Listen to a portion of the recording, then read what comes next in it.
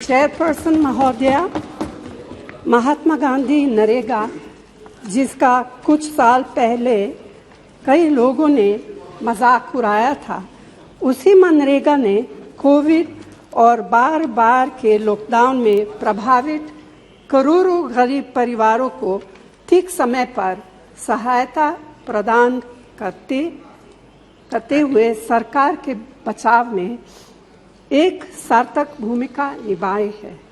फिर भी मनरेगा के लिए आवंटित बजट में लगातार कटौती की जा रही है, जिसके कारण काम मिलने और समय पर मजदूरी के भुगतान की कानूनी गारंटी कमजोर पड़ रही है।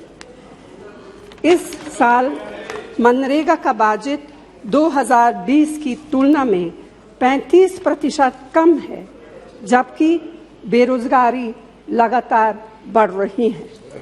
बजट में कटौती से कामगारों के भुगतान में देरी होती है, जिससे माननीय सुप्रीम कोर्ट ने फोर्स्ड लेबर माना है।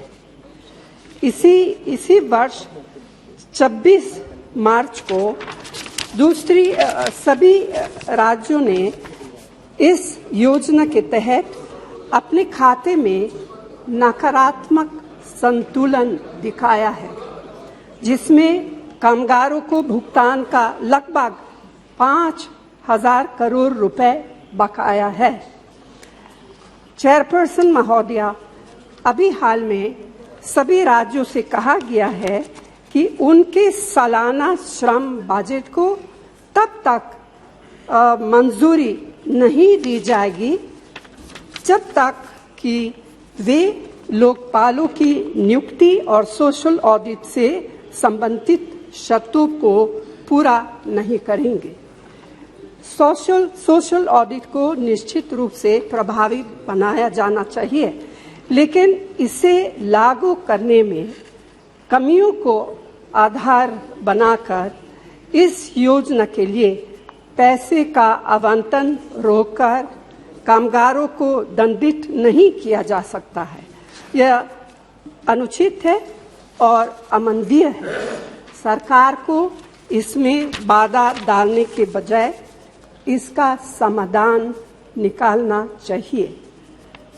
चेयरपर्सन महोदया, ग्राम सभा द्वारा सोशल ऑडिट पर कोई समझौता नहीं किया जा सकता है। इसीलिए मैं आपके माध्यम से केंद्र सरकार से आग्रह करती हूं कि पहला, मनरेगा के लिए उचित बजट का आवंटन किया जाए। दूसरा, काम के 15 दिनों के भीतर कामगारों को मजदूरी का भुगतान सुनिश्चित हो। तीसरा, मजदूरी भुगतान में देरी की स्थिति में कानूनी तौर पर मुआवजे का भुगतान भी सुनिश्चित हो और इसके साथ ही राज्यों की वार्षिक कार्य योजनाओं को बिना किसी देरी के तुरंत निर्धारित किया जाए। धन्यवाद। Shri C.N. Annadurai ji. Thank you, Honorable Chairperson, ma'am. I would like to draw the attention of Honorable. बोले एक सेकंड जी, बोला जाए। माननीय सभापति महोदया, मैं माननीय नेता, मैं आप नहीं कह नहीं रहा हूं, मैं केवल एक चीज कह रहा हूं। देश के वरिष्ठ नेता हैं, इन्होंने जो सदन में विषय को रखा है वो पूर्ण रूपेण तथ्यों से परे है। मैं इसका जवाब दूंगा, एक जवाब दूंगा। 33,000 करोड़ केवल 13-14 में बजट था और आज 1 लाख करोड़ और 1,12,000 करोड़ हुआ है। ये हमें आईना दिखाने की कोशिश न कोई करे। ठीक है। श्री C.N. अन्नादुरई जी।